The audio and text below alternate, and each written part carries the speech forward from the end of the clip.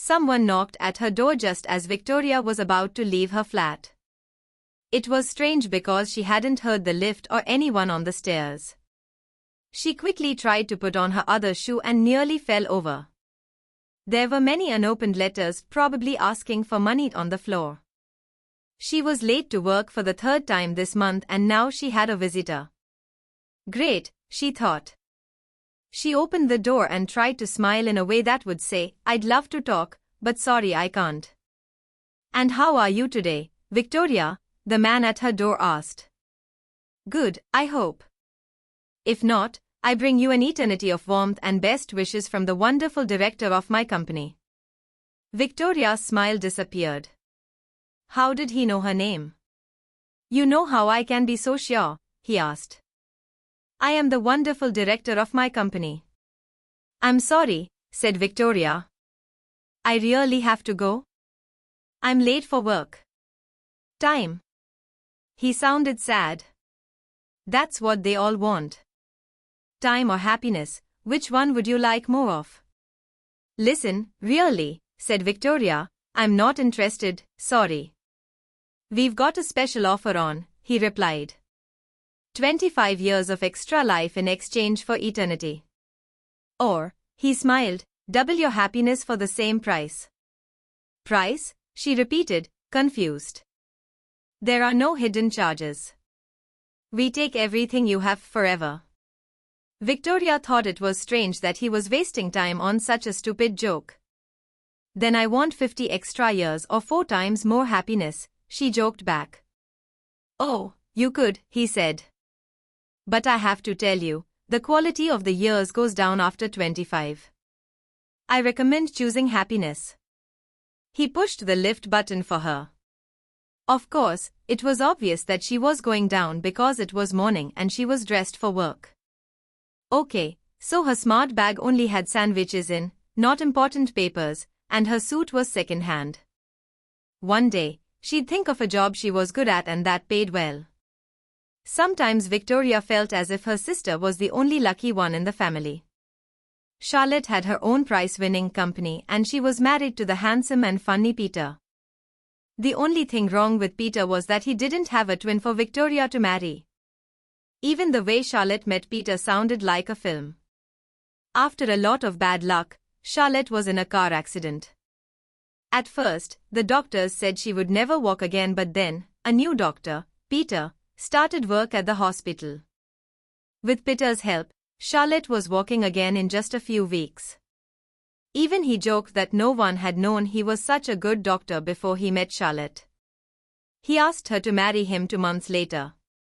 Half a year after the accident, Charlotte started her company and now they lived in the most expensive part of London. Victoria was happy for her sister, of course, and she loved visiting their house and seeing their beautiful children, Gabriella and Angela. But sometimes it made her feel bad that she didn't have any good luck for herself. Remembering Charlotte's accident made her think. It was impossible to know what might happen in the future. But what if I get killed by a bus tomorrow? Then your perfect life will only last one day. Time or happiness, I can only offer one. I can't do miracles. Another company does those. Well, maybe you should change jobs, she said and pressed the lift button herself. No, he said. I've tried working for them. Their sales team makes a very different offer. Have a hard life now, then be happy for eternity. Some customers like the idea, but, honestly, it's much harder to sell it. The lift wasn't even moving, so she turned towards the stairs. She was going to be so late to work. But, as she started down the stairs, she suddenly remembered something. Oh no, she said. Gabriella and Angela. Her little niece's birthday presents were still sitting on the kitchen table. There wasn't time to go back and get them now. It's time you want, isn't it, Victoria? I always know, he called after her. I don't believe these stupid things you are saying and I don't have time to talk to you. She stopped talking because she realized she was admitting that she needed more time. Then she screamed as he slid down the banister and suddenly appeared in front of her, floating in the air with his arms and legs crossed. "Aha," he said. "You want happiness instead?" Victoria moved backwards and put her hand against the wall so she wouldn't fall. Now she knew who the strange man was. "I'm happy enough, thanks," she said, starting to run down the stairs. "Are you happy, Victoria?" he asked as he continued to slide down the banister with her. "Of course, your job is not bad. You don't mind that the pay is low and your boss hates you because you are always late. I'm sure you'll find the money to pay your rent, just like you usually do." "You can't know that," she shouted. "Anyway, money doesn't buy happiness."